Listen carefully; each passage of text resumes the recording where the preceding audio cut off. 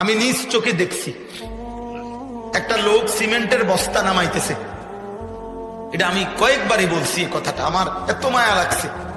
সিমেন্টের বস্তা নামাইতেছে, যে প্রতিটা বস্তা নামাইতে গেলে ট্রাকের থেকে গোডাউনে এই পিঠটা বাঁকা হইয়া যায়, এরপরে বস্তাটা এখানে লয় 50 কেজিওয়ালা বস্তা। এইভাবে সে নিয়া আপনার গোডাউনে থুইছে। 60 টাকা বা 8 টাকা বা সর্বোচ্চ 10 টাকা এক বস্তা সিমেন্ট যদি ট্রাকের থেকে ওই গোডাউনে থই, তাইলে 50টা বস্তা এই বেচারা যদি নিয়ে থাকে। আমি তাকাইয়া দেখছি একটা বস্তা ফালাইবার পরেই এই ছোট্ট একটা গামছা কোমরের থেকে খুললে এটা দিয়ে ঘাম, তার শরীরটা ঘামগুলো মুছতেছে।